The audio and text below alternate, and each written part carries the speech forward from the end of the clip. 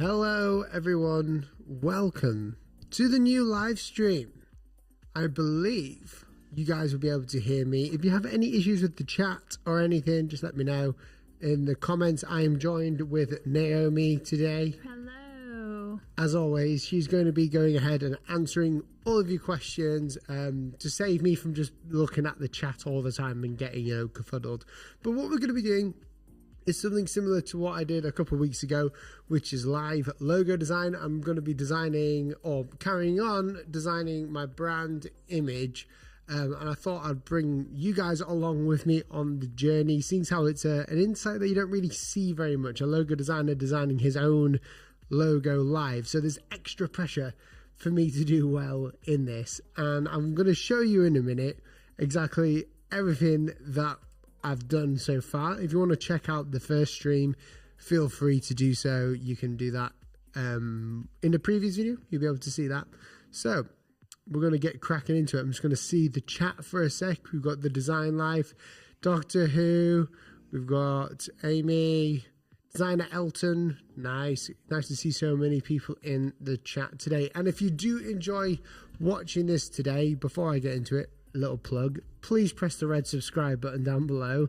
Also turn on notifications. There's $10 from David Pruitt with the super chat. Thank you very much, David. You're a legend. That's a very expensive cup of coffee, but thank you. Imagine that. But thank you so much, David. It's really, really kind of you. Guys, if you don't know, we also have a joining system on my channel. What you get with this is a 24/7 lo-fi beats live stream that's only for members, so only members can get in there. It's a nice place just to chill and relax. And also, last thing, I promise the last thing to plug is the Gaining Clients 101 webinar that I'm putting on the 1st of April. It's going to be amazing. It's a webinar getting you more clients and how we do it. We don't just use social media, but we target people very carefully.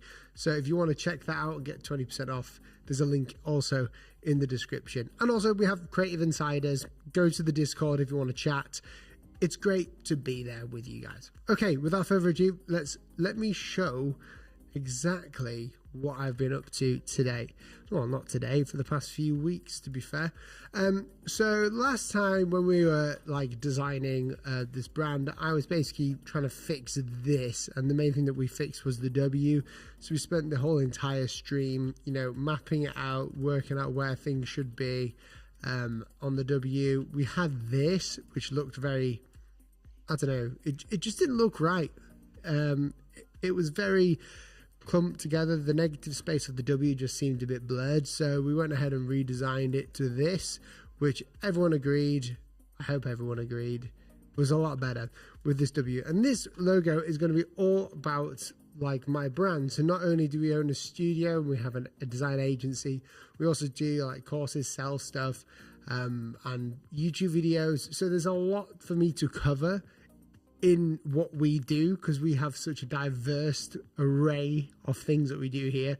So we're trying to do that in one logo, which is difficult, and it will never work to its fullest potential because we're so diverse, but we're giving it a go, and this is what we'll be using, or a version of this. So the plan for today for me is to use this logo, and I'm going to be testing it, putting it on mock-ups and seeing what the limitations of it are, because a massive part of the logo design process is knowing the limitations of your logo. If you know how it can work, where it can be put, whether we need an icon in some places, even working out what favicon I would need, that will be huge.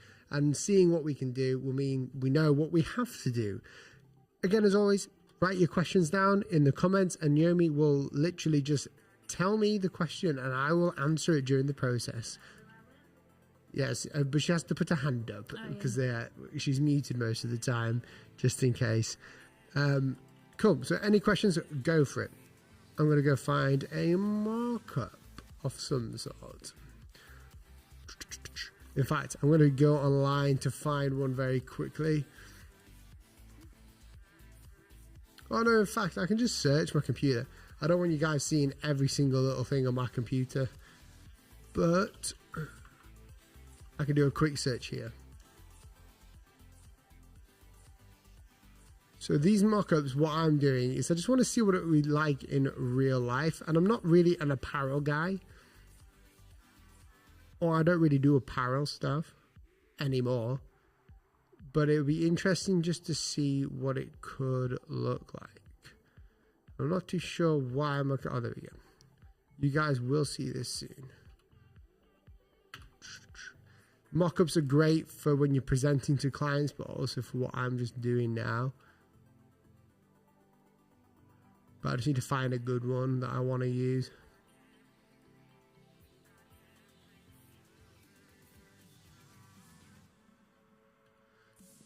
I promise you, you will see something in a second.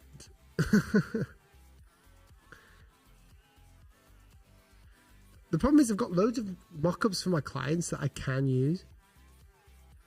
But there's not really many I can use right now on mine.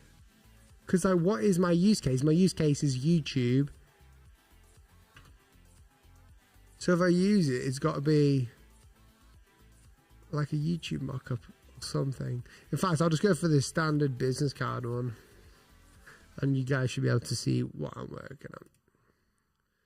There we go. So this is for someone else that I did work with ages ago, actually. Don't take that off. We're going to start shoving some shapes in here. And we'll change the colors as we go along. Just put the shape layer in there. I don't have an icon. Maybe I should work out whether I need one. This mock-up isn't too good either. Have you got any questions, Naomi, yet? No, sorry. It's okay. Just say no, not really. No questions really as of yet. Will did say that maybe later in the stream you might be looking at the Reddit, did you? Yes. So depending on how bored I get doing this with you guys, or depending on what you guys want to see today, because I like to have my streams really chilled out, I might just go to the subreddit that we've got and critique some logos from there. No promises, but that could be something I'm doing, because today is just a very chilled out one. Yeah? Cool. Right, let's find the color combination for this. Having this like arm here for the mic is so annoying most of the time.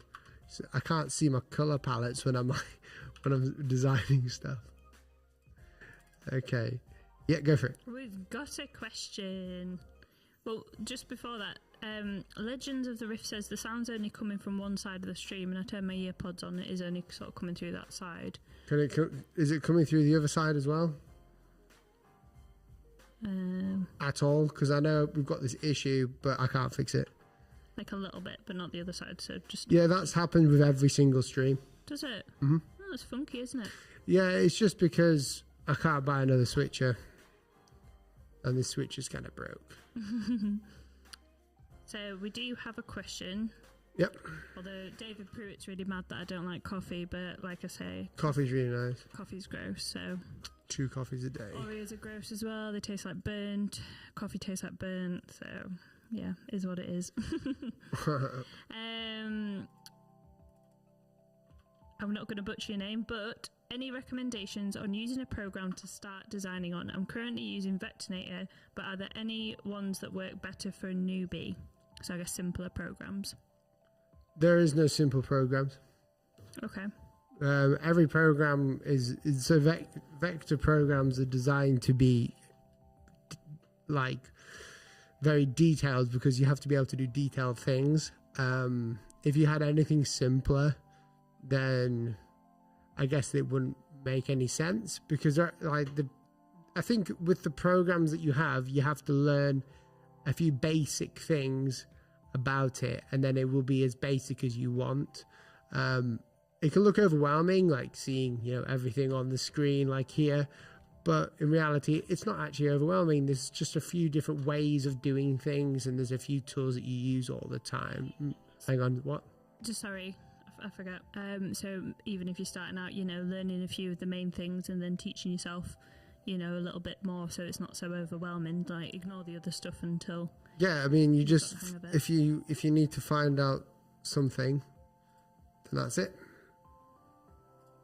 That's it. Just find out how to do that one thing and it'll make more sense. I've got this color here of the color pile. Oh, there we go. I don't want to change it.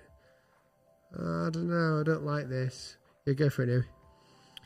So I've got 2 questions here, and they're quite good one. Peaches asks, well, Peaches number 3 says, which program or app would you recommend for building up a portfolio on?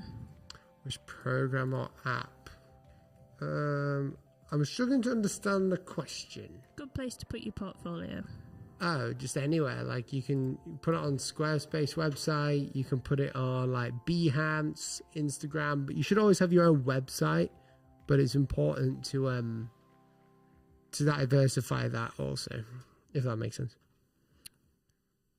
And this one is a little bit of a different question. I'm not sure. It says, what do you say to young people that have no money torrenting typefaces and fonts for use in their portfolio? Do you think that's wrong? Of course, yeah. Does that mean where they steal? Yeah. So you've taken the work that someone spent years doing for your own commercial benefit, which is horrible. So you steal it and sell it as your own? Mm-hmm. That's awful. Well, you steal the font to use in a logo or something. What, without paying for the license? Because we do that. We don't do that, but we sell fonts, should I say. So I know that that's annoying if someone wants to do that. Well, I mean, if someone does that to mine and I find them, then boom, straight, take them to court. But yeah, it's completely wrong. No matter how much credit you give them, if they don't say in the end user license, if they don't let you, don't do it. You're just ruining it for everyone else. Like the guy who made that font has spent sometimes years creating that one font. It's like if you spent a long time on a logo and someone steals it, that's a quarter. You probably feel about 3% of what that font designer feels, because fonts are expensive for a reason. They take years to create, to do right. If you're a professional like Font Foundry anyway. Yeah, go for it. Thank you, Doctor Who, for the $5 super chat. Thank you very much. You are a legend, Doctor Who. He's always on point, isn't he? He's always doing something. I'm just struggling here with this. I don't like this mock-up. I'm going to get rid of it. I'm going to find a different mock-up. Slow start to the stream today, but that's okay. I don't mind a slow start. Problem is, with all these markups that I've got, they just don't work. Maybe I'm just going to create some brand assets first. I don't particularly think that I want a mock-up. I'm not really designing for a client, but I'm in the same frame of mind of designing with a client, if that makes sense. So what I'm going to do is I'll take, hello, can I take this? Is it going to let me? Yeah. I'm going to shove this in here. I'm going to create a few color patterns going on. Shove that up there. So what I'm doing now is I'm just going to take all the color patterns that I've got in here, just copy it, just paste them in.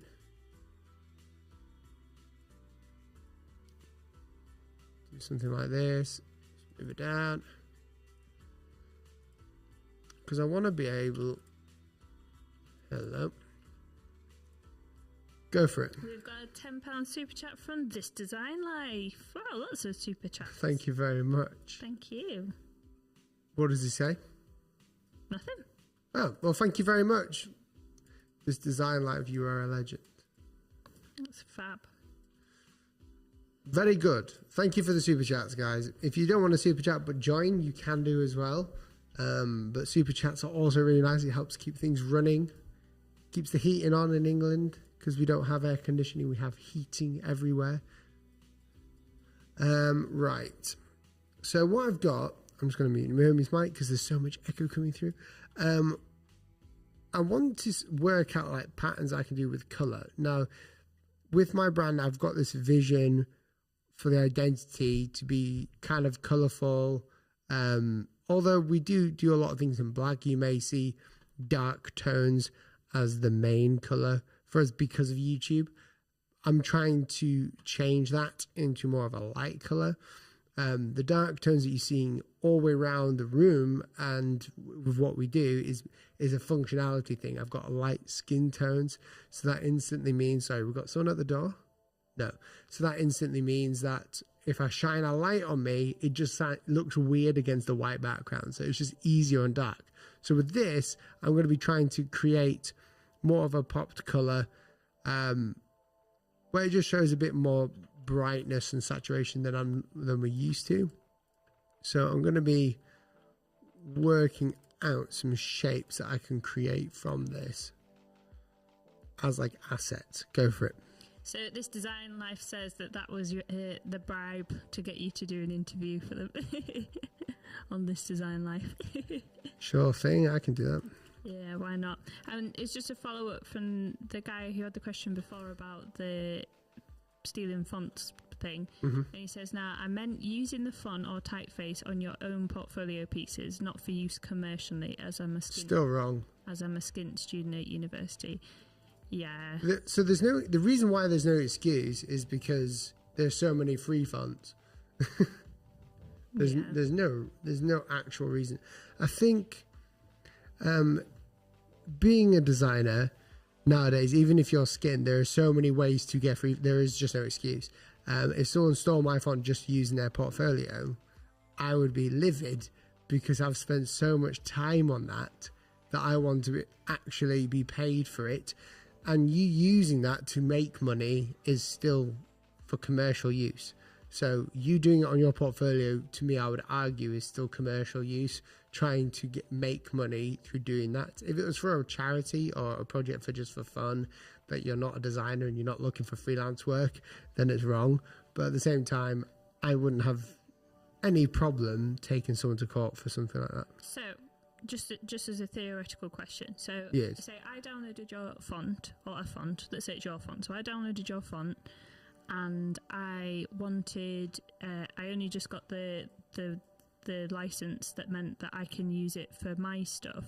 Can I still put that on my portfolio, or would I need a commercial license? I would say you'd need to check the licensing options. There's not just 2 licenses. There's a lot. I was going to say, because if it's something that you're offering on your portfolio that clients are going to see, but you can't actually give them that, then that's quite misleading, isn't it? Very. Unless it is that it's stolen. It is very misleading. And I think the main thing that people need to keep in mind is that stealing in itself is wrong in every case, no matter what you do, especially when it comes to work that someone spent time in. Imagine someone used your logo in their portfolio for just personal use and then said it was theirs. That's the same thing. If you're saying that this is your font basically when you put it in your portfolio. So if you fonts are no different. Just because people do it doesn't mean it's right. I mean, luckily now there's more and more people, like companies, font foundries, taking people up on going to court because they win. It's an instant win because it's theft.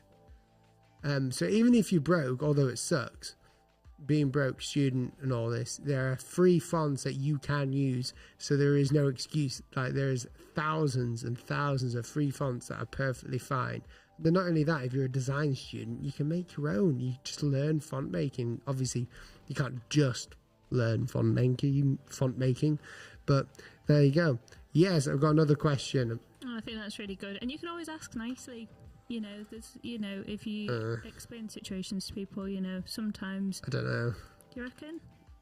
Someone asked nicely for me to give one of my logos to them. Said, hey, do you know what? I really enjoy your videos. I get a lot of value. I watch your streams, all the rest of it. But I really can't afford it, For what? The license. Well, I'll give them a different license.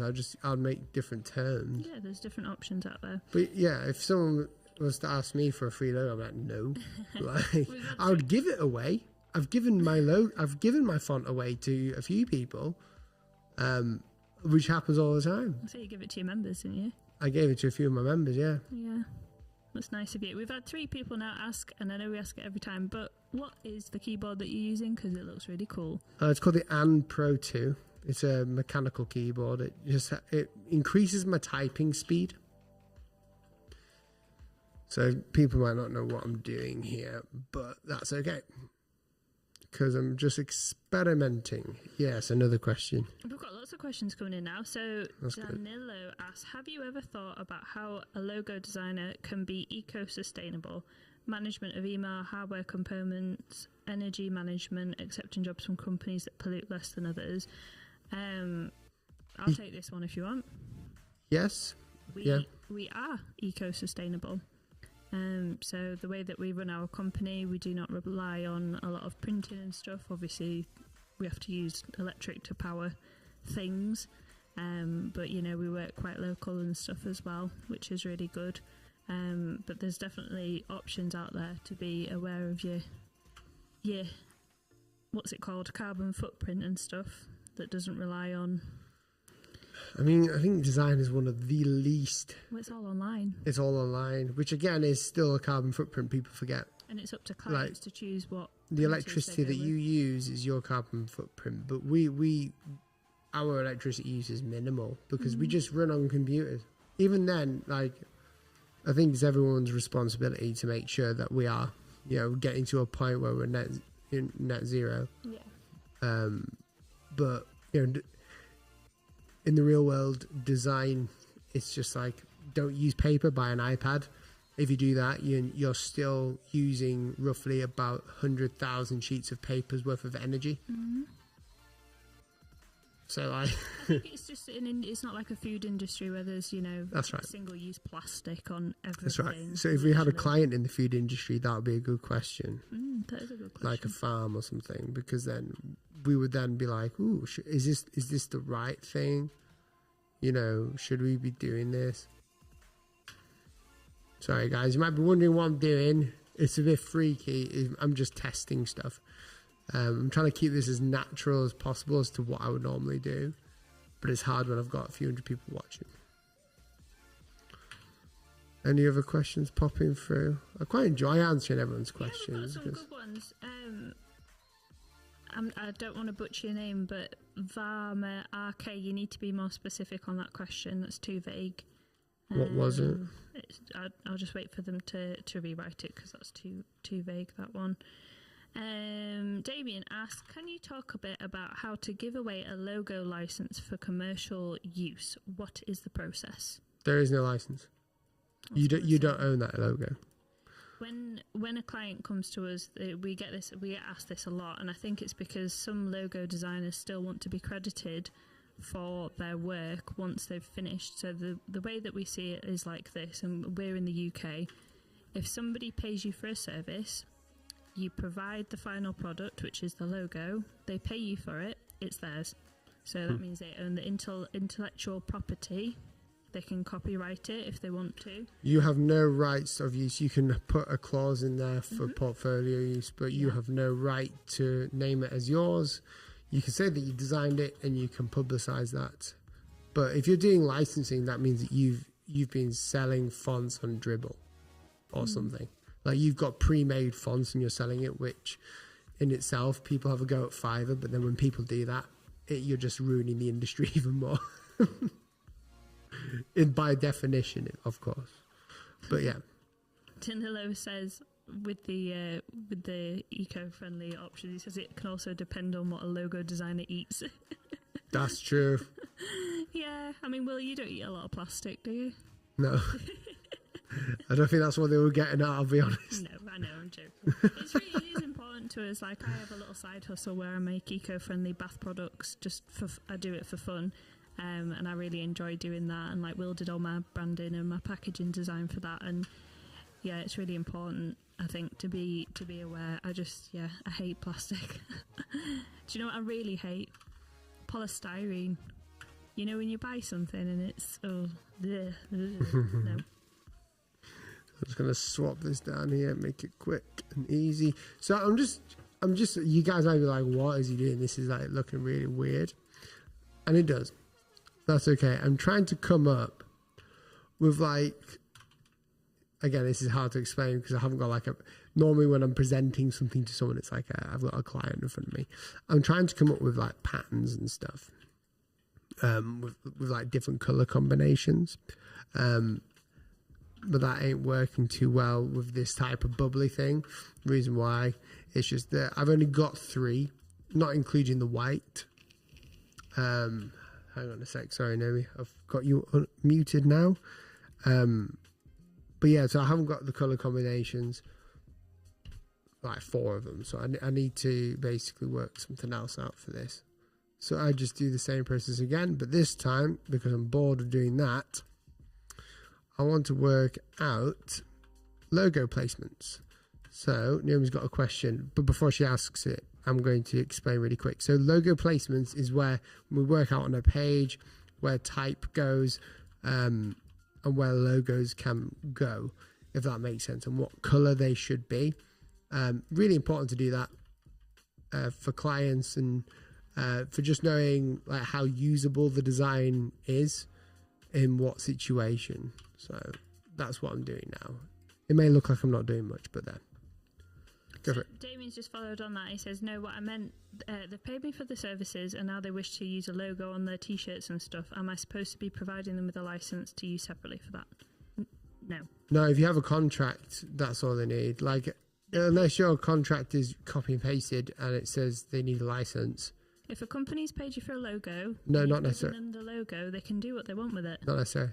If it depends what you've written in your contract, dude. Well, there's not going to be a clause saying you can't print it on t-shirts, is there? There can be, yeah.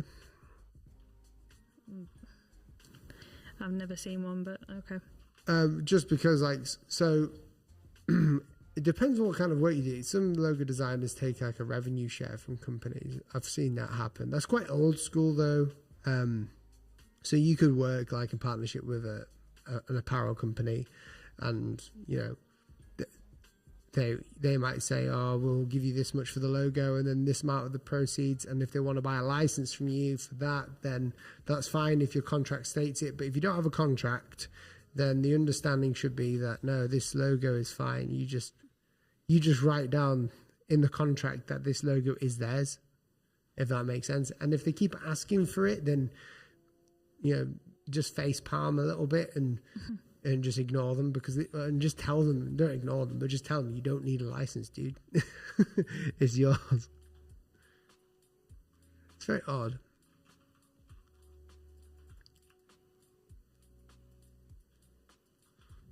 Yeah, let's go for it. What are your other hobbies / interests outside of the design world? For example, do you have any sports or an interest in investing? I do have an interest in investing. I play golf when I can. Obviously not right now because we're in lockdown, and I like playing video games. You do love video games, don't you? I do. Video games are a beast. Will got a pentakill this week. Yes, cheers, Amy. Is that embarrassing? Oh, I'm sorry. I just don't want people to know what games I play, man. I think people know you play League, darling. Only my closest members know that I play League of Legends. Well, you've ruined it now. Come on the stream, you get the hot, juicy goss. That's right. That's true, actually. So, just let me explain this to people. So, you might think, well, this looks awful, but what I'm doing here is I'm piling up information. So, oh, you can't even see. I keep forgetting. So, what I'm doing here is the information pile up is I'm taking a composition of like, you know, a 1920 by 1080 artboard, and I'm just shoving stuff in there. Just in a grid, because I want to know if my logo, where it's placed, fits proportionately and looks right with loads of information. Now, I do this with all my other clients as well, and I show them during presentations that this is where your logo should be placed because of this. So it's never, oh, I think that the logo should be at the top left for no reason. It's always because I want to make sure.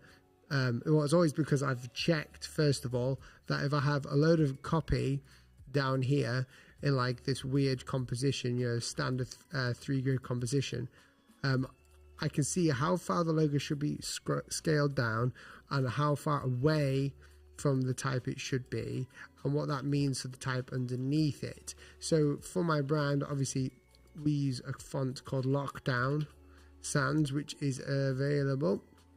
This is the test version here. So this is our actual font that we use. So maybe I should have used that. But that's what I'm doing here. I'm just testing it out, seeing if it works. If it does work, why does it work? And if it doesn't work, let's fix it.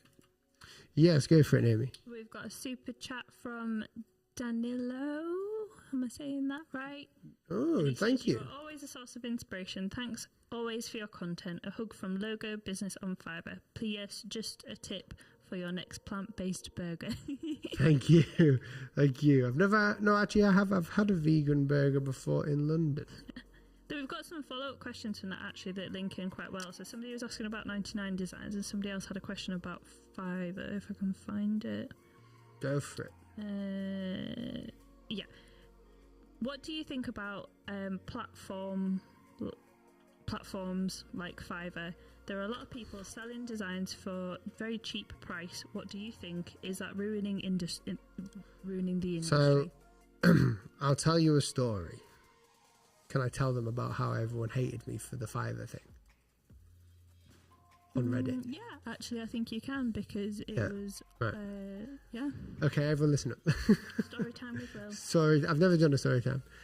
So I've been Fiverr approached us and we wanted to do videos with Fiverr because, you know, everyone, there was this trend going on, like I hired 5 people to design or to create this, and this, and it was like a cool thing, and I knew you guys would love it. And it ended up, we did one sponsored by Fiverr, because Fiverr obviously make money from those types of videos, total transparency there. And it blew up, so it's like nearly at 2 million views, and we did it in May last year. So that for me was like a huge video, and a lot of you guys may have come from that videos if you're watching today. Now, we did a few more because Fiverr liked what we did, and there was a few other ways we could do it. So we did an app. We had a whole app that you can download for free on the iOS store, on the App Store, called Mindscape, which is a meditation app. So that was fun, and the whole idea, the premise of the videos was to show people's work and talents whilst I'm encouraging them to increase their prices and to critique their work, basically. And what we found was that there was some really good designs. Unbeknownst to some people, like Fiverr has some issues with people stealing work and, you know, all that sort of stuff. So generally, we created this video and people didn't like it. Well, a few people, I'll just mute Naomi's mic because you can hear that. So a few people didn't like this video series because I was helping a company who was stealing work from other designers or stealing clients from other logo designers, and it was damaging the industry because someone like me was promoting that. Now, I'll just explain why it's not damaging, because there's a lot of misinformation out there of people who don't know what they're talking about. And I mean, it is an opinion of mine that it doesn't, because you can never truly be factual. I'm not an economist. But the reason why it doesn't damage the industry, number one, you yourself price yourself. Your work doesn't price you. So your experience, or in my experience, our price is not dictated on what other people say. So we decide what we charge for a logo, which can be anything from £3,000 to up to £10,000 to £15,000 just for the logo. So that itself, knowing what I'm pricing, and people come to me because I'm targeting them through either YouTube or either my portfolio or just my presence online, it doesn't change the fact. And number two, I wouldn't make a video that competes with my job because that would put me out of a job. That doesn't make sense. The reason why Fiverr doesn't damage the industry is Fiverr is not helping your clients that you want. If you want those clients, feel free, but you won't want them. They don't charge much. They're very low budget, and the amount of time that you can spend on the work isn't very long. So it's not real. It's a side hustle. It's for hobbyists. People have made a lot of money on Fiverr, which is great. But for me, they don't you'd have to spend like all year on Fiverr getting stuff just to have one logo. You know me telling me to hurry up, but it's a long story.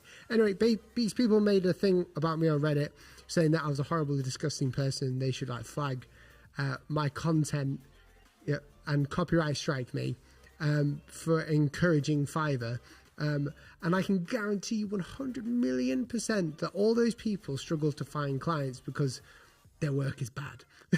And because they don't know how. Their attitude of these people who don't find clients is because their work isn't shown to any clients, so then no one's going to come to them. Fiverr does not damage your industry. Set your prices. Your work and your experiences dictate what you price, not the other way around. So there you go. Yes, are you okay, sir?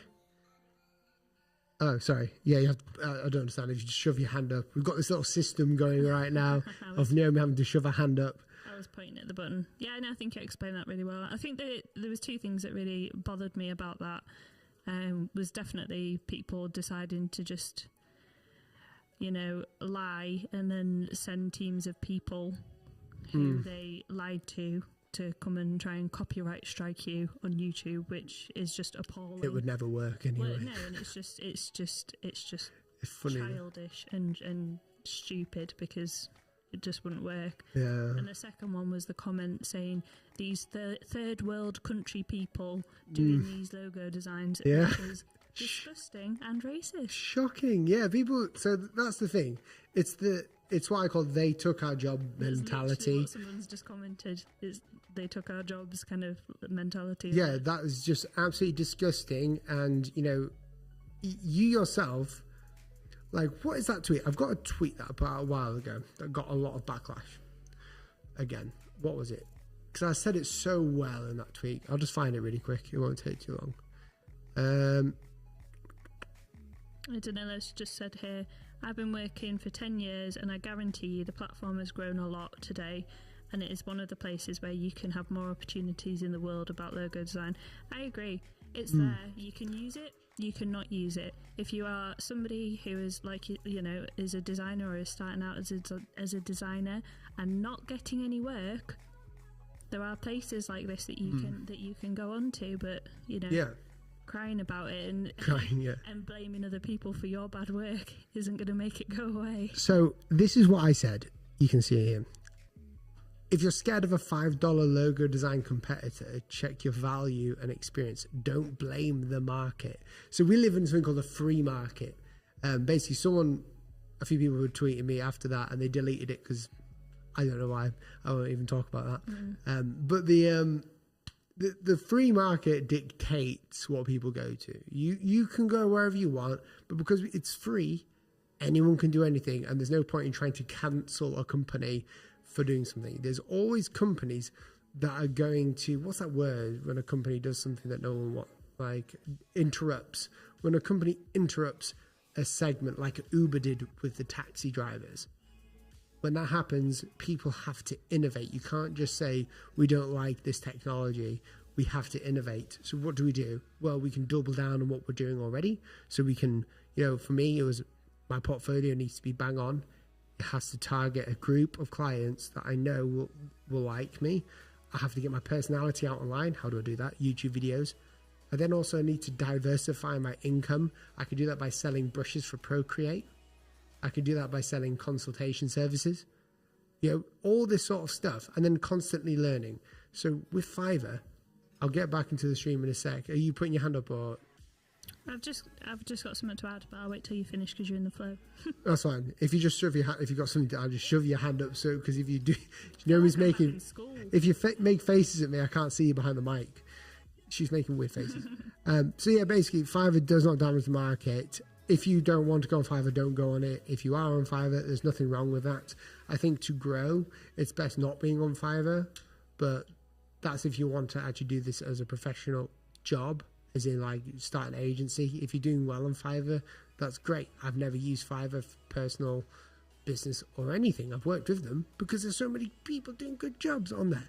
But yeah, anyway, Naomi, you carry on because I need to carry on here. It's just a thing from Spencer just popped on here. Their opinion is it has hurt the industry a little bit, but it is what it is. But I'd like to know how though. Like you said in your comment before, so they wrote before, I've had clients tell me, but I can get this for $5. Yes, and there will always be people that can offer things for cheaper. Does it mean that it's going to be good? Probably not. Do we get emails several times a week saying, I have tried hundreds, well, maybe not, sorry, that's an exaggeration, let's be real. You know, I've tried several thousands different people who are offering cheap designs. You know, might be from Fiverr, might just be wherever they've found them, and that's fine. And they're not good, and I need a professional logo. If you are a professional logo designer and you are scared of people who can offer cheap designs and clients turn around saying I can get it for cheap, then it might just be that you work maybe, or your portfolio doesn't match what you can really do. If someone says, I can get this done for cheap, stop talking to them. If someone ever talked to us like that, Naomi, what do? Sorry, go to Fiverr then. I do. When people, people come to us, I think the cheapest we've been offered to be paid was about $1.70. Yeah. But they changed the currency to make it look big for some reason. Just say goodbye. Sponsors that want to pay us in tissue paper, literally goodbye. Don't waste your time. If you are in discussions with a client and they say, do you know what, I can get this for cheaper, say, yep, crack on, have fun. Yeah. Look, I'll be here when you're ready. But the thing is, we only get one or two of them. We've only had one or two of them because they know that they can go there. And this is the thing that people don't understand. If it damages the industry, I haven't felt the effects, but people blame it because I've got like a social media presence, which does help with everything. But people think just uploading videos and stuff, it must be so simple, and it's not. There's a lot of stuff that goes into what we do to gain sort of clients. But with me, you what? Exactly. Kitchens here is not the nail on the head. He says, I've had this kind of issue too, but I tackle it with saying, if you get the quality that I give you for $50 at £5, go ahead, but you won't get this. But if you don't get the same quality, I'm open for business. That's exactly it. That's exactly it. When people say to us, I can get this for cheaper, we say, yeah, crack on. We'll still be here. Go and waste your time. I'll give them $5 just to do it. and we do. We've had people that come back and say, £1.70. It was a brilliant budget. We quickly said thank you and goodbye. I said yes. Let's go. We should do it for the lols. Why not? So if anyone doesn't know what I'm doing now, when I'm designing logos, let me explain. I'm very sporadic. So if I'm bored of one thing and I've tested it, so for instance in here, I did this, checked it out, and I'm just looking at the color combination, and then I thought, well, this is a bit too long. I don't like that. Because if I wanted to have my logo like on a sheet, oh, you guys can't see. If I wanted to have my logo on a sheet of paper, just an icon or a favicon or something, I want to have an icon. So I've decided I'm going to work on whether I need to keep my WP as an icon. Right now it looks a bit too vintage, so I'm thinking about maybe creating an abstract icon of some sort. So just so you guys are following along. But I like the conversation about Fiverr. There's a lot of people that generally who feel like the reason they haven't got work is because of Fiverr. But the actual fact is, it's because your work and your value doesn't show how much you should be like, your work needs to reflect the price of what you've paid and the price that you're asking. And if you can do that and you can explain that and show it, then you're going to have a lot easier of a time. You're not on mute right now. I've just kept you off mute for now. It's all right. Damien's comment. It's funny. What's the comment? They want a Nike logo with a low budget, short movie budget. I like, and the Nike logo at first was, I guess you guys all know the story. They didn't really charge much. No, I know. It's just, I get it. I totally get it. And Spencer said before, telling clients to go away is easy, sure, but how do you handle clients who are professional referrals or are good for your growth and say no? I say no a lot, but as a business it isn't so black and white. But like I've just said, if you've got professional referrals coming to you and they're saying I can get this for a $5, then they're not a professional referral, are they? That's not a professional budget. I've had that and I just said no. And David Pruitt. I've had friends who say, I just go, hell no. Exactly. And David said before, I think it's just that art in general is diminished in value. And I think that's very true. I think across the board, and it's not due to specific reasons, but excuse me. Unfortunately, in this world that we live in, people, I would agree, they're less interested in in art as maybe we would have been. Well, this isn't art. No, I know. This is something highly should functional. I say the creative field, the arts, you know, if you think about the damage that's been done to theatre, like our editor Jordan loves theatre, he lives and breathes it, but he's not been able to do any of his normal sort of like backstage, behind the scenes kind of stuff, and, you know, it has really taken a hit because I think as a world we've sort of had to focus on other things, haven't we, this past year or so, rather than the arts.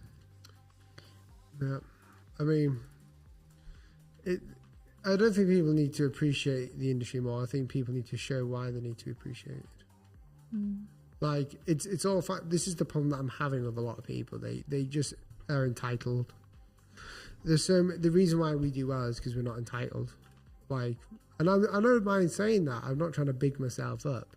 It's just that I've never felt entitled to someone's pay packet. You know, I've always felt it to be like an honour to work on someone else's work, and I've always had fear pushing me to not fail.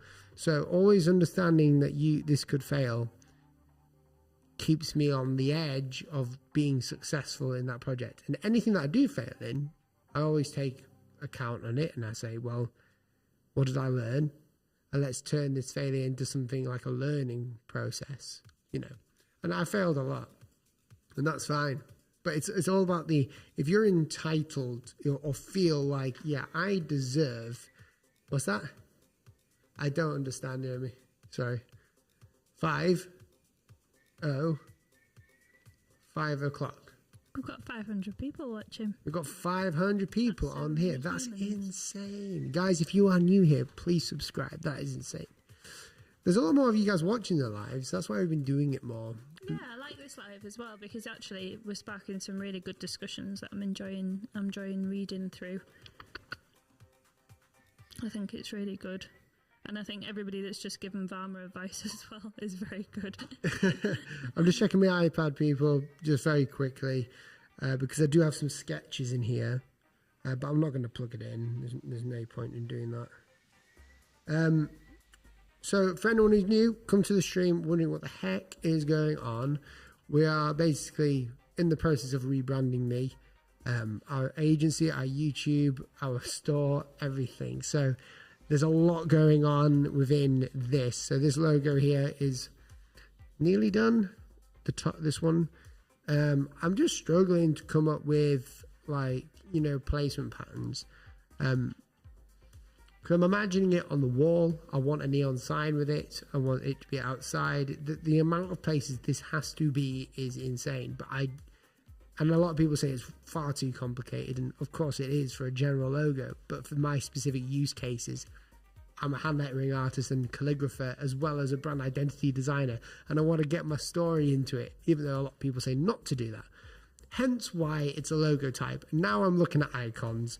But the problem is, I don't want to go too cliche. I wouldn't mind having just like a W or something.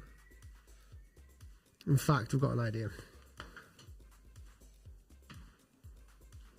Okie dokie. Steal this. Again, the logo design process is quite messy for me. I spent ages on these things. But as you saw in the live stream last week, you know, Ian Paget and James Martin from James Makes, they don't spend a long time on it. They're just really talented. They've had so much experience in the industry. It's insane. Boom. That's an idea that I like. I don't know why I like it so much, but it came into my head of like, why don't we just negify it? Negify it, sorry, should I say. Is that even a word? Get to the negative space. But no, that's not going to work. Oh, that looks pretty cool, but it's not legible anymore. Yeah, go for it. Sorry, you're on auto unmute. Nice. Right now. Am I being trusted, am I? You are, yes. So Spencer's come back and said, no one's offered me $5. They debate pricing when people are willing to do something they see as comparable. It's your responsibility, going back to your thing that you wrote before, when you said, I think you guys are fixated on people off the street. I'm working with a marketing manager on a tight budget, asking me to justify my prices without understanding the difference between me and a Fiverr. It's your responsibility to educate them on why you are offering a better service than somebody who's offering them cheaper. It's not the world's responsibility, it's your responsibility. That's it. Look up. I would suggest, it's a motto that I've said to a few people before that I've kind of coached, not specifically coached, but it's something I say, look up. If you're looking at people, sorry, Siri, go away. If you're looking at clients who will charge you like that and you are targeting and showing work that they would like, then you're going to get those clients. You're going to attract the wrong ones. Now, again, I'm going to plug my webinar here, which is, the link should be below. There's 20% off. It's called Gaining Clients for Designers 101 or Gaining Clients 101. And we lay out every single thing that we do to target clients. Looking up is part of the process that I'm going to teach in the webinar, but I'll give you a little sneak. Basically, whoever you target, you're going to attract. If you are attracting those clients who go to Fiverr, which they are not bad clients at all, they're just different clients, then you're going to get them.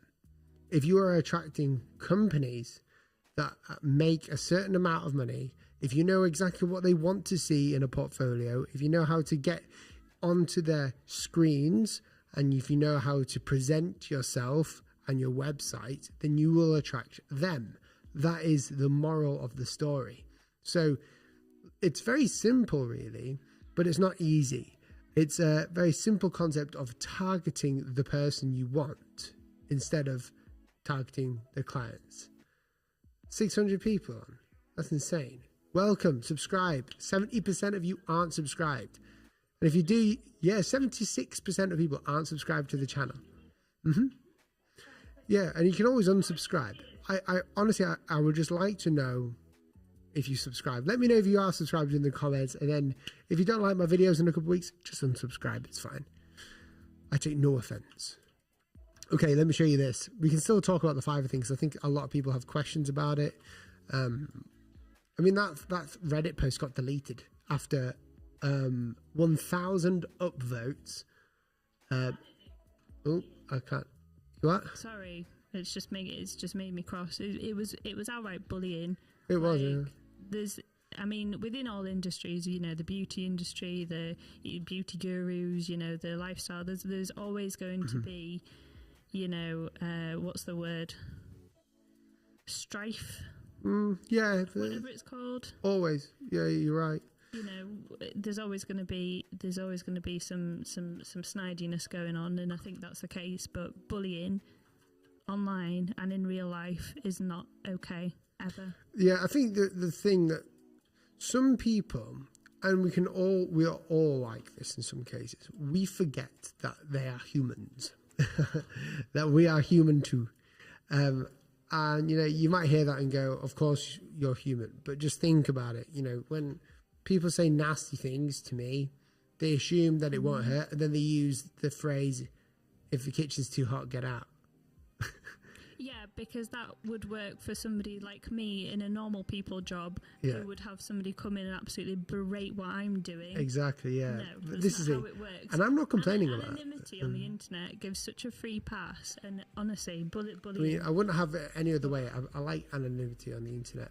But it's just, there are people and there will always be people. And the one thing that I try to do is never comment back. Unless I do a funny one. If you ever see someone berate me, watch that comment for a couple of days, because I spend hours trying to come up with something funny to give to them. And normally we become friends afterwards. So it's always a win-win. Go for it, Naomi. Thank you for the super chat, Manoj. Thank you, Manoj. They say, hello, ... Hello, ... question mark. Nice to see you. Thank you so much, dude. It's insane. If you guys don't know what I'm doing here, I'm creating a scribble icon with my W. So the story is this: I'm a logo designer. I do a lot of sketching. I do, as you can see, this board around here has not been touched for nearly a year now, because I do a lot of hand lettering, mural work, YouTube videos, and obviously, being a logo designer, I'm not selling a product. I'm selling myself. I am a product. I want to, have my W act as a scribble as an icon. But the problem that I'm facing, and we're going to see about 20 of these, is they don't look right. And I don't want to change the W because I like it, the continuity between the full logo type. So that's the plan right now. I think we're about to hit 700 people on the stream. Oh, wow, really? What? This is mad. This is mad, guys. Thank you so much. Have we ever had 700 people on the stream before? I think when we did an iPad giveaway, we had 800. Oh, yeah, if we can beat 800 on this stream, I have got an iPad that I can give away. Ooh. I genuinely do as well. Is that a challenge? If we can get 800 people No, on if we the can stream? get 1,000 people on the stream, I'll give it away. What, in this stream? In this stream, I will make a giveaway. I will literally tomorrow, I will stream again and we'll do a live giveaway. Yeah. Really? Yeah. Right. So I've got an iPad Pro. It's not the current generation iPad Pro, but it's the one before. So it's got the new design. I will give away that iPad Pro with an Apple Pencil for free. And you can have that. Oh, gosh. If we can get 1,000 people on here. How are we going to do it? Just pick a... Oh, we'll do it tomorrow, you said, sorry. I'll do it tomorrow, yeah. But like, if we get 1,000 people here, I will do that tomorrow. Because that iPad I was going to keep for someone who's coming to work with us. But I can always buy him another one. Well, we'll find out, won't we? Yep, 1,000 people on here, we can do it. I'll let you know. Please do, yeah. That was not planned and sort of stressed me out a little bit. Okay, so we're just creating variations. So the great thing about Illustrator is that we can just like go all in creating different variations. So no matter how bad your idea is, don't worry, because honestly, it scares me a bit. Oh, you guys can't see. It scares me a bit showing you this because it's like, obviously, it's a vulnerable state for a designer to show their workings. But my point is, by doing this in front of you to show there's nothing to be scared of, just, you know, making bad designs. It's called the power of reduction. Reduce what you know you can do, and then if the idea works, then it works. What have you done, Will? What? What's happened? Oh, Let me just see the what chat, have you because I'm not done? even seeing this But chat. everybody wants an iPad now. Well, if you guys can get... Apart from Leo Lucas, he wants your keyboard. I'll give one of them away as well. They're quite cheap. But guys, if you want to... Well, actually, if you do want to come along and get a free iPad, basically. All the doctors are arriving. All the doctors? All I don't the understand. Doctors. Oh, has he got multiple accounts? I have no idea. Doctor Who? What are you doing?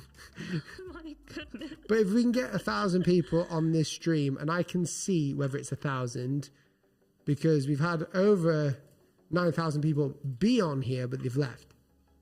So we can keep 1,000 people. I can see 1,000 people on this screen that I'm looking at. We're already at 698 now, so that means if we get 300 more people, then we'll do a giveaway. Yeah, that's it. If we can peak at 1,000. Please stop spamming me as well. That's really annoying. Don't worry, I can put slow mode on, I think. No, it's just somebody just spamming. Okay, don't spam. We've got a Dalek here as well. Oh, It says exterminate, exterminate. Okay, let's try this. This is a question. How do you come up with sketch ideas? I can show you. So I'm working on a video. Let me just pull it up. So I have to keep changing the camera because I've got stuff on my computer. So I'll show you a few different ones. I've been working on a video today. I'll do this. Make it easier. I'm working on a video today for a logo design video. So it's more of a tutorial. And in here, I'm trying to create, like, you know, something called Zap Sign or Zine with Z-I-G-N, which is like a very quick signature, you know, document signing thing. So I've done some sketches there, and the way that I worked it out was like this. And you see people doing this all the time. So a signature in a box, which is where it normally is, plus a zap, which is a lightning bolt, equals that. So that's a very basic rundown of it. We've also got something called MechDoc, which I don't know what I was doing. I was just like working out because I saw my keyboard and I was like, I want to create a mechanical keyboard dock, like where you can dock it when you're finished for designers. And if I was going to do that, the company would be a mechanical dock. So I wanted to find the keywords for mechanical, which is those rotary things here. You can where can you see it? I might have deleted it, but you can see it's like very jagged stuff where the mechanics work, and a dock. So you can see a dock, a keyboard, and a mechanical rotary. And I'm just playing around with it. These logo designs are trash though, down there. But again, I'm showing you this. People will be like, "Oh, your work sucks," because everyone takes my work out of context. But yeah, go for it. What's the question? Just saying thank you to JOFAYO from the Philippines for the super chat. Thank you very much, dude. It's really appreciated. And we have so many Doctor Who's and Daleks in the chat, and it's really stressing me out. Oh dear. This is not good.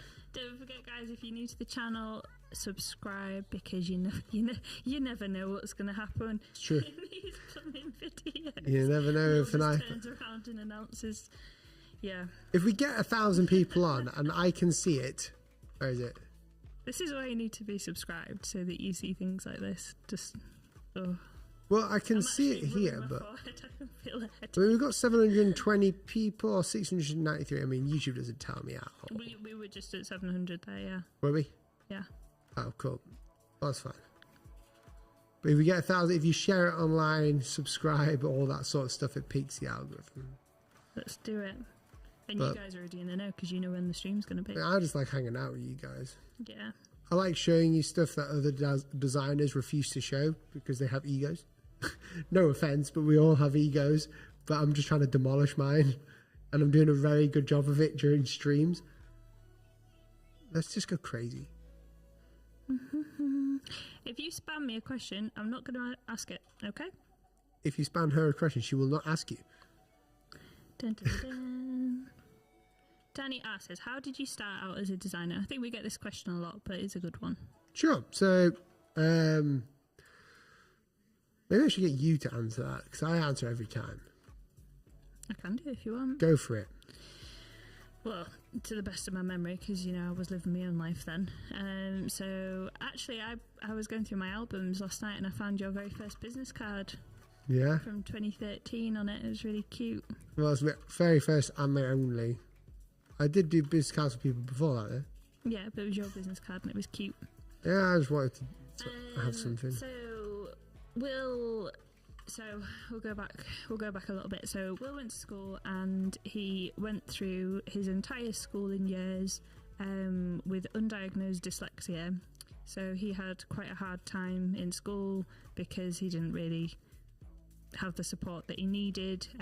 He was sort of left to it by teachers, told he wouldn't do anything with his life. By some teachers. There was one teacher that was really good. Yes, there was. Paul McGee. I went to the same school. I breezed through it because I don't have dyslexia. Because you're a boss. Yeah, pretty much. Well, I just found it easier, so that's what happened. So it wasn't until Will went to college that he was diagnosed with dyslexia and he had the help for that. Formally, yeah. When he was at college, he did business administration. Yep. Which is basically learning how to become a secretary. Yep. In Will's words. Which is funny because that's actually kind of all the stuff that I do. So I do all like the admin side of our business. So I do all the boring emails, paperwork, contracts. Was the only guy in my class? And you were the only boy in your class? First year, yeah. Exactly. So Will did his first year of that and then he decided to leave and become a designer. So he enjoyed, what did you start off? I remember using like Cinema 4D, just experimenting, Illustrator, giving things a go really, and sort of finding out what he was good at. And some of the designs your very first designs we looked at in our way back when we hit 100,000 that's embarrassing. We looked at some of Will's old designs. And we're actually going to hit 500,000 subscribers, we think, in the next couple of months. So we're going to have to plan a really, really good video for that. And I've already got some ideas. Anyway, so Will sort of started learning from there, didn't you? You found some good things that you were good at and sort of niched down and found things out on things like Photoshop and Illustrator that he couldn't find any videos for at the time. So we're back in like 2012, 2013 here. So things that he learned that he thought other people would get value from, he actually started to make tutorials about on this channel. So people would then search for things like this, learn something new, And that's sort of what the channel started as and has always been about, is helping designers and creatives to learn new things, and we still do that now, and I'm really glad that it's still a really important thing to us. Mind your shoes on those wires. And and then it sort of developed from there. Will became self-employed. The channel grew. We got more clients. And then eventually I left my job, so I worked as a nursery teacher for 5 years, working with little ones. And I came onto the team. I took over, well, I was sort of already half doing the admin stuff, but I took over all the boring paperwork admin things to give Will more time to do what he does best, which is nerding out and making things. That's true. And then here we are now. We've got our office, which we own an agency. Our office space. We became an agency. We grew the team, so now we've got like Jordan and people on board, and another one, and somebody on the way. And that's sort of our life story of how you became a designer. Oh, and we're married, so if you didn't know, she's my wife. I am wifey, Naomi. It's great. I'm the one throwing out some sass in the chat, and she gets away with everything. I do. Honestly, I come in sometimes to Will, and I'm just like, I'm sorry, and he's like, why? And I'm like, I emailed someone. And he's like, what have you said? And I was like, it's not good. Because it honestly, when I'm the wrong way out, I should just stay away from email, shouldn't I? Yeah. And that's good life advice. If you're listening to this and you send emails when you're grumpy, then just keep a draft. Then maybe don't. Yes, I've had to stop myself a few times on doing that. So I hope that's helped. So yes, I am Naomi. I am wifey. I keep Will ticking along. Master puppeteer behind the scenes, aren't I? Yes. Kind of. Guys, I don't know. My brain's gone dead. No, just because of this, there's just so many different combinations that I don't like. So I'll tell you my experiences. So during this, I'll show you in a sec. But when doing something like this, I'm brain dumping every possible angle of it. Just like not really thinking about it, just turning it, expanding it, scaling it up, down. But I'm not warping it. I'm just like keeping the aspect correct. But what I'm going to do now is when I've looked back at the screen after a while, when I'm just going to answer some questions. So right now I'm not looking at it. I'll go back and then I'll reduce down. So I'll work out what doesn't work and why. And through that process of just looking through all of these different designs here, I'll be able to sort of come down to an idea point of where I can say yay or nay to the design. And this is the easiest way I've found. So is there any other questions that I can answer whilst I'm not looking at this for a while? Yes. So can you just talk a bit closer into the, like, as in angle your mouth? Yes. That's better, but don't breathe on it though. It sounds a bit weird. So Isaac, I think that's how you want me to pronounce that. Again, sorry if I butcher your names, I'm trying my best. Says, which of your videos should I watch if I have a basic understanding of Illustrator but want to become better? Just my logo tutorial ones. I explain a lot in those videos about how to like use certain things. I mean, Illustrator is this thing where you just got to do stuff in it to learn it. And I've never really looked at it. I think the only tutorial I've looked at in Illustrator was one by Howard Pinsky when I first started. And then after that, there was no other tutorials online. Now there are loads. But like, I just had to come up with my own. That's how I started the channel.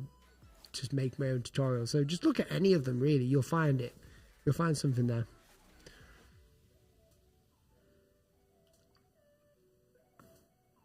Matches my flower. My plant. Any other questions now?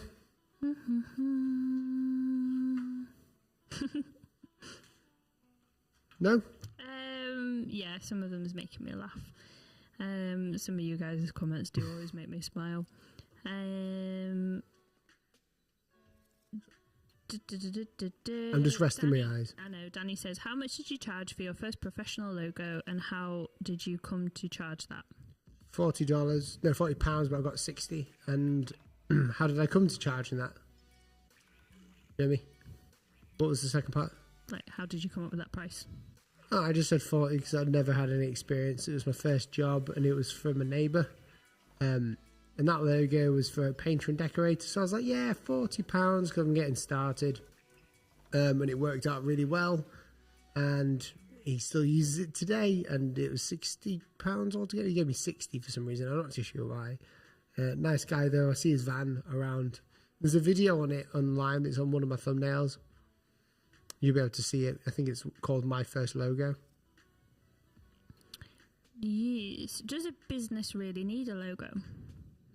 Yeah, well, I like that question. 99 times out of 10 it does, yeah.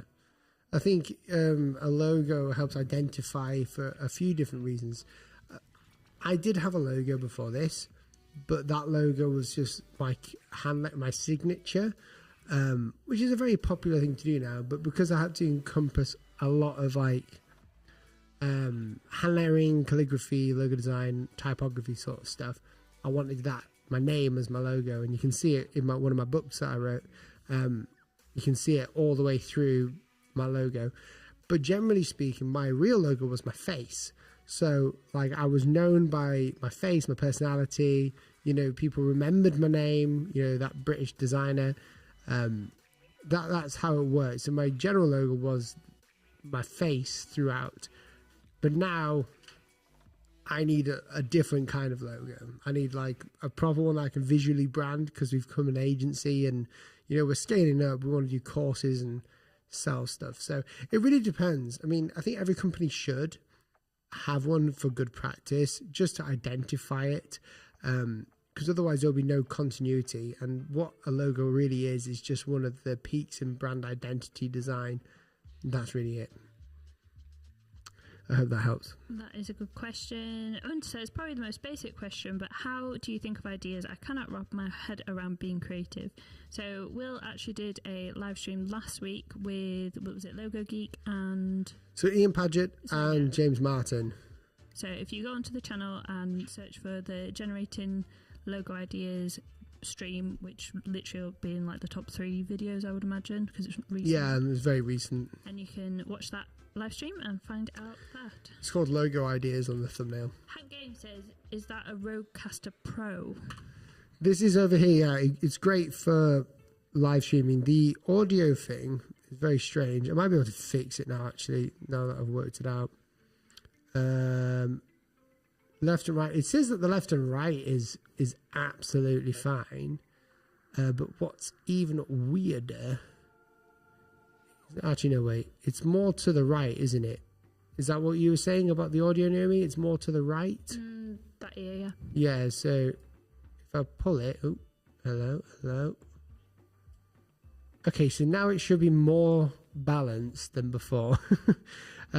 Basically, yeah, it's a Rodecaster Pro. It's great for this. It sort of like helps me speak without having to EQ it afterwards. It does it on the fly. I can record my video audio on there. I can take phone calls on there, record client meetings, and I plug it into my A10 Mini for the live stream. I like this comment. You're a real OG if you remember the Will Face logo. That's true. You are a real OG, to be fair. So Does I'm OG just... mean original gangster? I think so. Or OG? Yeah, it must be. Or original. Let me know. Let me know in the comments. We're not hip to hop with a hippity hop. I'm not that hippity hop hippo hop. And we don't have a baby, but we have a cat baby, and his name is Spooky Pombear Lucifer Paterson, which is hilarious to me. Like, so, that's his actual name on his insurance documents, isn't it? Yeah. So what I'm doing here is I'm just reducing it down. All these different ideas need to go that I don't like. Then I'm going to start giving them a hierarchy.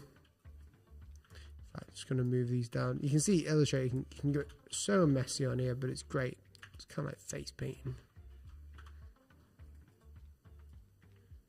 As Aaron Draplin would say, vectors are free. You don't have to pay for them. I like Aaron Draplin's post that he put out the other day that's going on inside his head, and he's got like the brain and the skull and then like the tissue and It's clever, isn't he? Yeah, and the skin and the hat, and oh, it's really cool. I really like that one.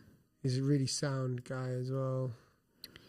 What approach should I take if a client wants me to come up with a logo without a brief? If a client does that, you should ask them for a brief. Or write it for them. So I would just ask them a load of questions, write it for them, let them overview it, and they can go, yep. And if they say no, ask them for a brief. well, yeah, I mean, you can always work with them on it. This one here, I kind of like this one, but it doesn't make much sense. Just get rid of this little bit. Got some lines. Some people say it means original, some people say original gangster. I think original gangster sounds better. Will, why don't you remove your logo's fill and use outlines only? You mentioned a neon sign. Perhaps that would help you make something intentional with the mark. Well, if I use outlines, that's what happens there. Because this this one here will be made into a neon sign, but it doesn't work in the same way that you think. It has to be a solid shape, if that makes sense. So if I was working like this, my brain doesn't know the thickness of it. I mean, it's great to work on it. Hang on, this isn't even the real one. If it's great to have outlines so you can see the paths, to see like where the corners and the shapes, if they're flowing correctly. Like for instance, you can see this little bit here that I need to change. Boom, straight change, things like that.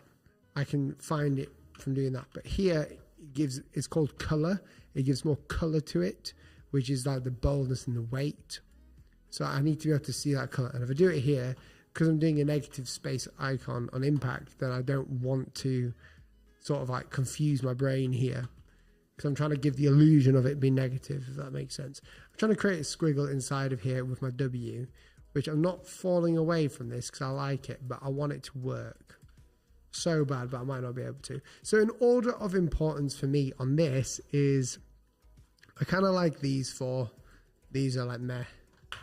Get rid of them. So these concepts here are pretty cool. I'm happy with these ones. I just need to delete a bit of this one so it doesn't freak me out. There we go. So what that means is I can now sort of play around, work out from these ones which would work the best. So I'm just reducing it down, like what I can do. I'm not applying any pressure to myself really, because the only brand that's fun, really fun to create, is your own. You're allowed to get away with anything as a logo designer when you're creating your own one. You can break any rule that you want. Is any other questions happening? No? How many people we got on? Who have we got on? We've got 500 people. People have left. They don't want a free iPad. That's cool. I'm cool with that. You're so catty. I'm cool with that. Fine, leave. Yeah, well, to be fair, I don't mind. Some people like just come on for a bit and then they drop off. I mean, well, we've had over 15,500 people pop in. It's so... Ooh, hello, two of me. I do enjoy a stream. We were talking about Fiverr, though, before. People seem to really engage with that, right? You guys enjoyed hearing my thoughts on it. If you've got, it's just interesting. People, people enjoy when you're talking about League for a bit. It's things that people are interested in, isn't it? I think with all streams, I like streams. I've been watching Saikuno and Valkyrie and everybody, Corpse and that play Among Us because I'm unhealthily obsessed with Among Us, and Will actually bought me a little teddy for Christmas as well. But I do think streams are really nice because we really get to talk to people. It's a bit more difficult in the comments, isn't it? Yeah, I mean, I tried to reply to as many comments as I can. YouTube have made it a lot easier for me to do so. But at the same time, it's either spend hours replying to comments or going on live stream, isn't it? That's not very scalable, dude. It might have to be this one, What apps do you have on your dock, Will? That sucks. You want to know my apps? I've got Brave Browser, Vectornator, Photoshop, Illustrator, Audition, After Effects, Premiere Pro, Adobe Dimension, Experience Design, Millernote, Notability, MindNode, Machine 2, Things, Calendar, Keynote, Glyphs 3, Apple TV, Notion, Roam Research, Discord, Twitter, Glyphs 2, WhatsApp, Logic Pro, IA Writer, IA Writer, Clean My Mac, ScreenFlow, and that's it. That's on my dock. Got loads of apps though. I have a lot. Oh, Legends of the Rift. I'll be your soulmate. Dude, I saw your comment the other day. I remember that name. I was like, Legends of the Rift. I saw your comment. Has he got like a dude with yellow hair in his profile pic? Yeah, it kind of looks like a Ezreal, is it? King Arthur. Ezreal, I think it is. Is it? It might not be. Because I don't think he plays League. I watch his favourite streamers. I like Corpse, but yeah, I like Valkyrie as well. Let's not have any favourites on my stream though. Sorry. It's okay. I like Jacksepticeye too. And Toast. And Sykuna. You like them all? I like everyone. Yeah. That's the best thing There's to nobody see. well, I just do. There's nobody actually that I wouldn't not watch, to be fair, out of all those guys. Okay. Let's do some stuff. Thoughts on the Firefox logo update? I didn't know they'd updated. Let's have a look. I Let me like grab the it up. new Amazon app with the little cardboard box. I think that's really cute. Firefox. Images. I think they updated this ages ago, right? I don't know. I'm pretty sure they updated this quite a while back. Yeah, I mean, so app icons aren't really logos. I mean, they are, but you can get away with a lot. That's unreal. I love that. That's unreal. That's better than what they've done. This is the original one. But as you can see, I mean, it makes sense back in the day because everything was like, 3D-ish. And then coming back to this clean thing, that looks like my typeface. That literally looks like my typeface. Let's do a comparison, actually.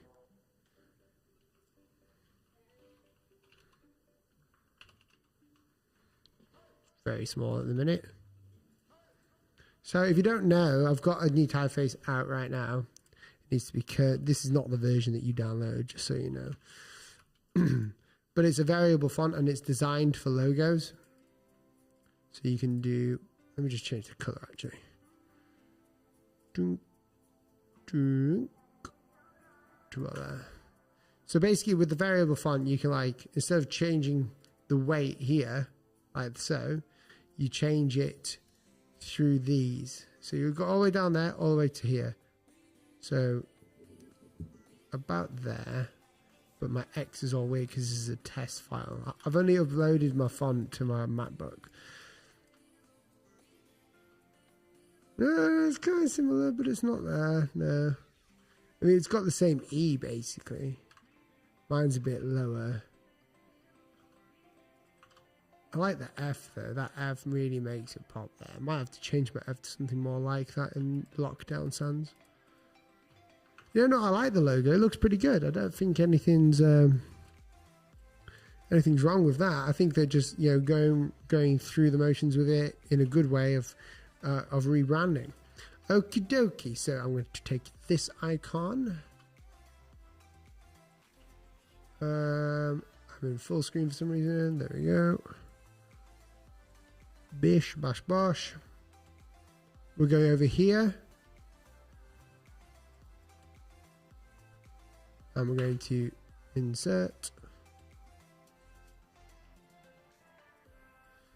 So this is just like I mean, it's not fully done because you can see stuff in there. Let me just deal with this really quick. I'm going to deal with it the old sloppy way for now. Oh, hello. There we go. So I still need to figure it out. I want to get a W inside of there as a favicon. Make it, it's become more of an abstract design now, and I don't think I'll be able to roll with this. But I definitely think it's got some potential.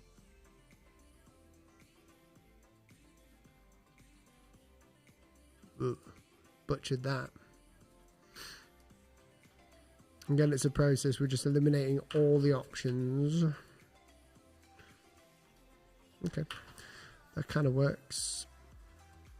Let's do this.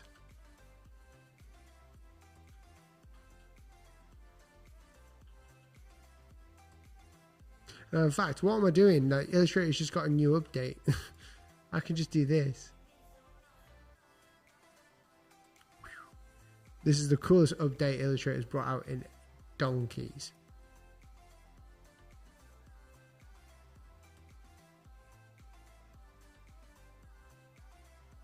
This makes it so much easier to do stuff like this.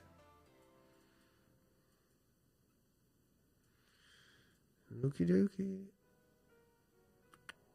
Passage, bring that down to a minimum.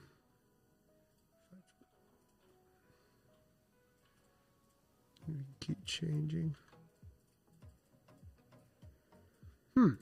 Is it expanded? I guess it has. Yeah, it did. It expanded. Odd. Dr. Who says, how did you do that?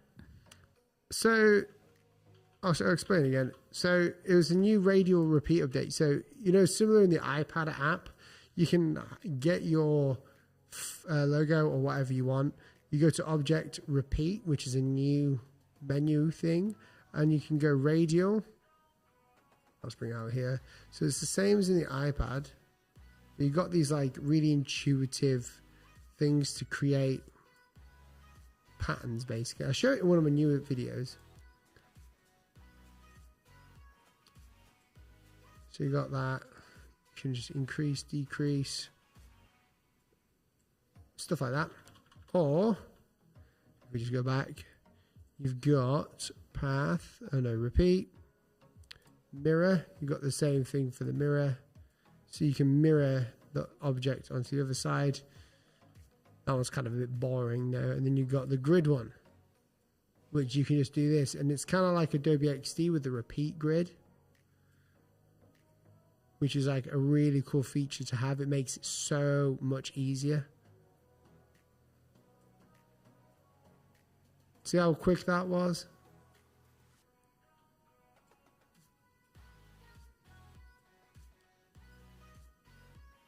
Expand. Release. Taylor says, careful, it looks a little Chick-fil-A. I think that's because of the colours that he's used, because the Chick-fil-A is just the curly C, isn't it? I think it's just the colours that you recognise him.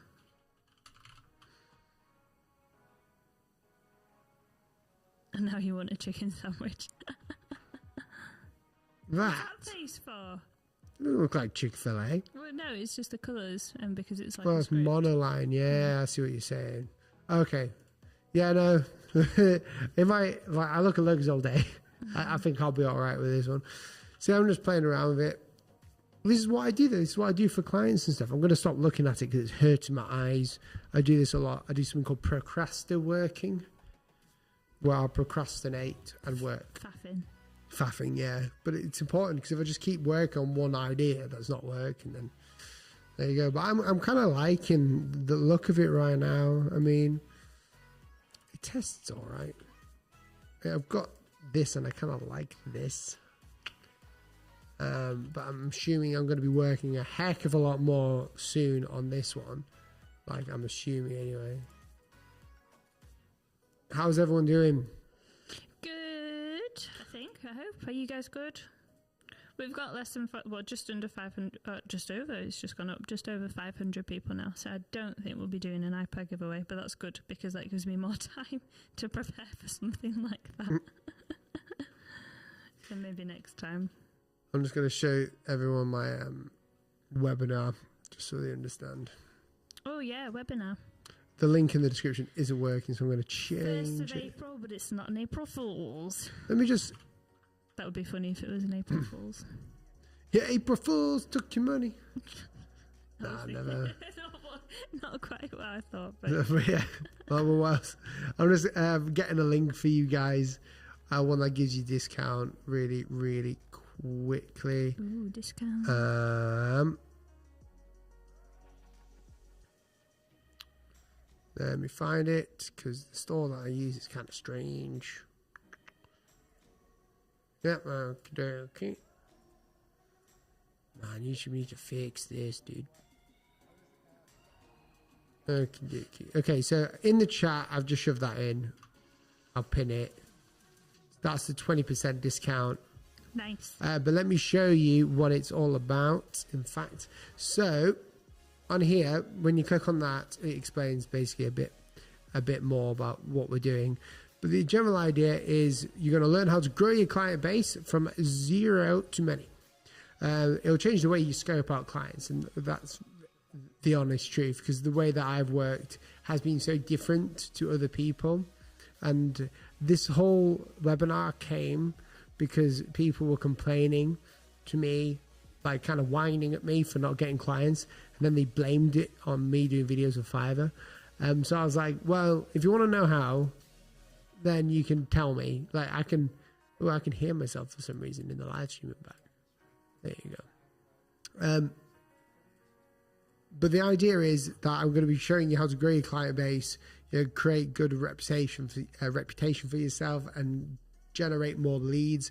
We'll be learning marketing for designers, how to position your portfolio to target certain segments of the market for your clients, and scoping work. And we've got testimonials, and all of the information you need to know is in this FAQ. So it'll last roughly 90 minutes. If you can't make it, it is being recorded. It's live on Zoom. You get an invite just before it goes live, like a day before it goes live. I'll be inviting you into a meeting. You'll have a chance to ask questions during this, like personal ones. And if you can't make it, again, it's being recorded. So yeah, and that means you can rewatch it as well. it's not going on YouTube because people are paying good money to see this. Yeah, it's for people who actually want to grow the client base. But if you're doing well, don't bother. Unless you want to, of course. I mean, it's for people who want to put work into it as well. And it's by no means me saying like you're going to get loads of work if you just come here. This is just how to do it. This gives you the roadmap for it. Does that make sense? It's not like guru style of the 5 tips to successful viewers will change your life. No. It's not. It's just real life advice that works. It's advice that people don't know. And it's important for people to know it because a lot of people just assume, and I'm keeping it very general, I'm not naming names, but people just assume that my YouTube videos generate me leads, and that's true, but it doesn't mean that I execute it any better having a YouTube channel. I get a lot of interest. We say no to about 80% of people we work with or who email us. And the reason why we get good clients is through the past work I've done and all the steps that I follow in there. I know, but some people just like to whinge and blame the world. That's true. These guys watching, they don't whinge. No, of course they don't. David says, do you do portfolio review, Will? Do I do that? Now, I mean, at the minute, you're not really doing portfolio reviews at the minute, but you can upload to the Reddit. Yeah, so if you go to the Reddit, you'll be able to find out. Like, you'll be able to put your work on there and I'll look at it. So that's one way of doing it. What branding and brand identity meaning? What? So I don't understand, dude. Just leave me to read the questions. Okay. This is not for a client, by the way. This is for me. This is my own, what I'm working on. It's sort of come from, I'll show you the process. So it's come from this, which is what I did in Procreate, all the way over here. I'm just experimenting with it, playing around with it, change the W, find the positionings that I like, and bish bash bosh. Oh wow, I did not know my mouse goes to different artboards when I click that button. All the way to down here where we are today, messing around with the icon. Like I'm working very... What's the Reddit called, sorry? Will Paterson Design. If you check out one of my videos on my channel, my recent ones of a Reddit one, there's a link underneath the videos. If you guys, you guys absolutely feel free to ask questions. Go ahead, but can you make them specific? Because if they're just really vague questions like how to logo design, I can't ask that because it's too vague. So if you've got a question, and that's a bad question as well. That is a bad question.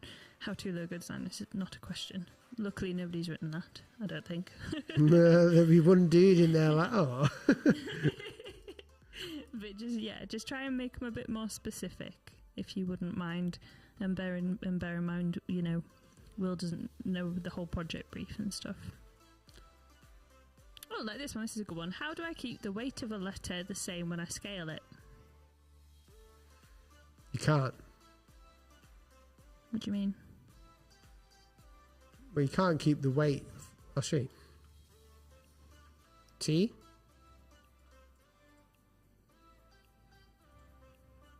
I won't put it in green. That's meant to be white. There's 1T. Let's outline this. And let's drag it. So that's 2. Let's scale this one and keep its original thing. Instantly you can see the weight is changed. The only way to stop that is by going into it and like doing stuff like this. Leah Lucas says, how to design a design. Good question. Good question, Leah. So yeah, the only other way to do it is if you have it in outline mode or a single stroke. If I can find one with a single stroke. Hello. I don't know where my Illustrator went. Oh, there it is. Brush. Kind of grabbed the wrong thing there. So the only other way of doing it is if I want to scale this one, it will maintain, because it's a stroke, it will maintain the thickness. That's literally just what Zach's just said. Zach HD's just said. You could do it with a stroke. But you, excuse me. If you don't see this happening, it's because you need to go into settings. So press Command or Control K, and then you've got this button here that you need to turn off. It's called Scale Strokes and Effects. There you go. It's quite handy actually to have for like line art. I love Vector. I love Vector. Oh, that mouse thing's annoying me now. I don't know why it keeps jumping to different artboards. Can you do some questions? Yeah, so more questions, please. I need to stop looking at this. Sorry, guys. I'm going to have to stop working on this and look somewhere else. As you know, I get too tunnel visioned into different things. Yeah. So we did the weight of a letter. Could you tell us how many clients you have had last year and how much you earned? No. We don't like to give roundabout, so the answer is just no. We don't give specifics, but we don't tell people what we've earned. I mean, you can look on Companies House, but it doesn't give an exact or precise thing. The answer is just no. Are you hired Well, no, it's not just no. It's like we make enough, we enjoy it, and we make a good living. The answer to the question is no. Well, I can discuss it. It's fine. Go ahead. I just said, so the idea is we don't like to talk about like money. In Britain especially, we don't like to say what our income is on certain things because it's like a taboo subject. But generally, we make a good amount of money. We like what we do, and that's all that really matters to us. Does that make sense? Yeah, what's the next one, sorry? We got another one? Are you hired by any graphic agency or are you a freelancer? So we are an agency. So the story goes, I was a freelancer. That's how I first started out. And then we got too big, didn't we? It was like, YouTube grew, and that meant like, I was doing more client work as well, to the point of where we couldn't keep up with like all the demands that we had to do, like, YouTube videos and stuff. So we eventually became a company, moved to an actual office, which is where we are now, into the studio room, and became an agency. So now we're hiring people, working for bigger clients, and that's the ultimate goal as well, is just to keep that going and to see where it takes us. We're only young. I'm only 26, so I think we're not doing too bad at the age of 26. Any more? How long do you usually work on one logo?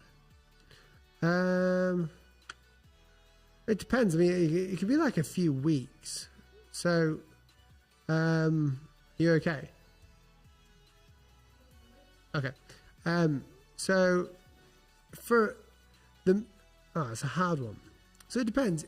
If I'm working just a logo, it could take like a week or two. If I'm doing like a full-on logo redesign, it can take a bit longer because I have to do a lot more research. If I'm doing a whole brand for someone, so like if I'm designing the logo, brand strategy, having meetings with them, doing all of the assets that they need, as well as like, working out the names and the mission statements, that can take a long time. It can take like about a couple of months, even more than that. Sometimes logo design processes take like 3 months because I'm working on 2 projects at a time with YouTube, and I don't like to rush it. There are logo designers out there who are really, really good, and they can just do it very quick. And that's just because of their process. But with mine, it takes a long time, and that can put people off because they like to have the logo like as soon as possible. But the sort of difference in the uniqueness of me is kind of like it's the USP, if that makes sense. It's the unique selling point, is that I take a long time. I look into things more, not more than other people, but yeah, generally so. How do you research the conceptual depth into design directions, as in trying to dig for details that matter to the design process? So I'll answer the main question there. How do you research the conceptual depth into design directions? So a bit of a strange question. So how do I research the conceptual depth? I mean, the main one is keywords. So if I'm working for a chicken farm, you've got like the word farm in there. So what does that mean? It means like wide open space. So you've got like grass fields, you've got chicken, chicken coop, they lay eggs, feathers, the color's red. So I use all of these things, and I was trying to create like a mind map of keywords, similar to the video or the live stream that we did last week, where we had where we talked about keywords and mind maps, and that's how I do it. Let's see any other questions down here. What is the difference between a freelancer and an agency? So a freelancer is someone who is self-employed, generally speaking. So they work on projects for whoever they want. They do all of their own taxes. They don't own a company necessarily. They could be in a partnership with someone else, but they're hired by other companies like to come in and do work, or they're hired to do a logo design. An agency is someone who has a team of people or a team of designers to do different things. So they get, one of them could be the project lead, where they could be leading a project. One of them could be the logo designer, and one of them could be the motion designer for this one project. And that's the way it kind of works. So I hope that helps explain that a bit more. You're on. Can you see any more that you like? It's hard for me to read them. I missed you. Good. Any tips about self-brand identity? How do I find my style? I mean, that sort of links in with kind of what you're doing, doesn't it? Yeah, I think, you just play around with what you like and what works. So my style is just, I use my story. So I want my logo design to have a lot of stuff about, calligraphy and hand lettering. So I want to show my skills. So I show that through my logo. And that's how I find my style, really. Don't worry about your style there, dude. Like everyone, it's like a lot of people have asked me this question actually about hand lettering. Like, how do you find your own style? Well, my style has been derived from the mistakes that I make in hand lettering. So like, that's kind of not a good answer to the question, but the little things that you do are what make your style. I hope that answers your question. We'll take a few more and then we'll head out because it's nearly 5 o'clock for us. How do you deal with rejections from clients? Ooh, big one. Well, I'll be lying if I said it didn't hurt when they reject a design or a concept, because as designers we've poured our soul into this sort of like piece of artwork that we want to give them. how do I deal with it? So I work out why. So I ask them questions and I make sure that I don't ask certain things as well. So for instance, one question I will never ask is, do you like it? Because that will instantly be subjective to the client and they could say no. I'll never say that. I say, I hope you like it. I can say that. But as soon as I start being subjective of like whether they like it or not, then I need to know why. They could instantly say no. So what I do say is like, does this fit your brand? Does this match it? Does this like achieve the goals that we set out? Does this solve the problem? And it's a yes, because that's what I've been working on. And then we go. And if they still don't like the design idea, I'll ask them why. We'll try and do a resolution on what we could do. And if they still don't like it, we'll terminate the relationship and I keep my deposit because that's what I worked on. And that's it, really. Any others? Yes. Streaming is tired. I forget how tiring it can make me. It is. Carly asks, what monitors would you suggest to edit with? Monitors? Well, just the Mac monitors are like industry standards. A lot of people give like Mac a bad time, but to get a monitor like you have on the Mac, like on the iMacs, you'd have to spend like £2,500, which is about $4,000 anyway, on a monitor to get something as industry standard and as good as this. And when you're paying like $4,000 for it, it makes sense to get the iMac. So I think anything that's BenQ, I love BenQ monitors. I use them all the time. Maybe LG as well. Anything that's got good color collaborated with color, if that makes sense. Anything that's got good color collaboration. But again, there's a reason why we use Macs.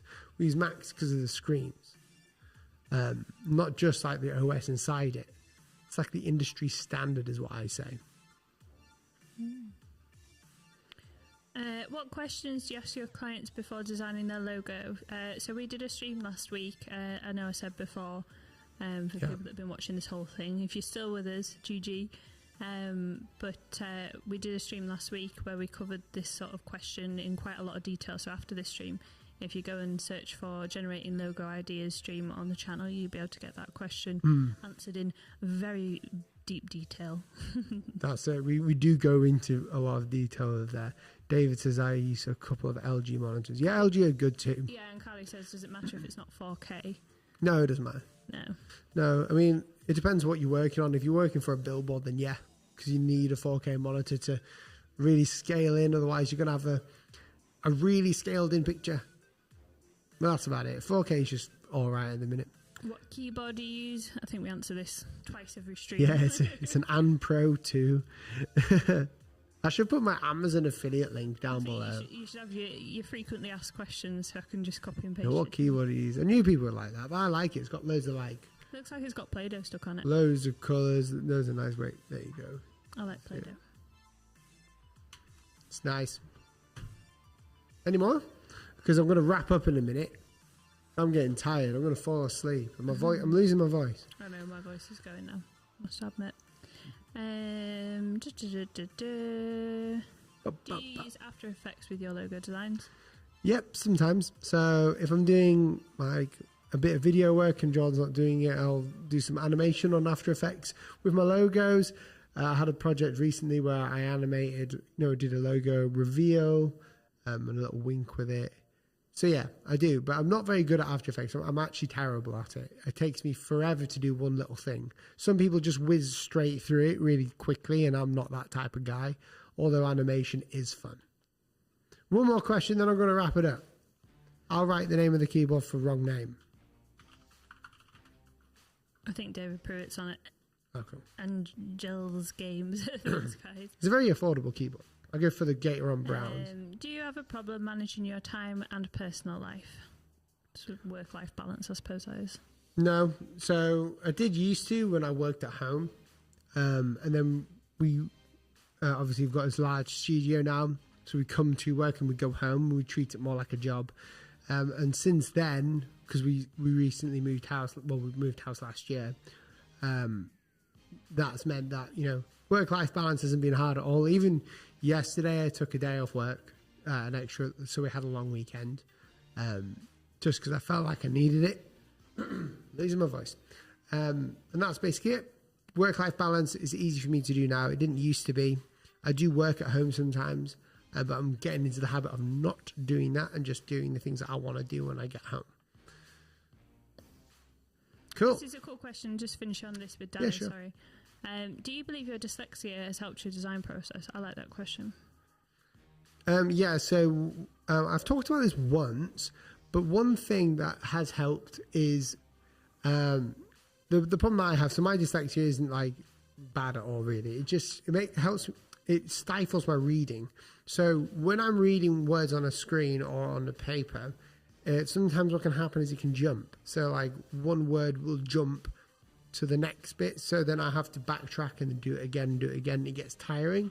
That's part of what I've got. So what it means is that when I'm looking at words, I can see it more like an image. So when you're reading this on the screen over here, you're reading this.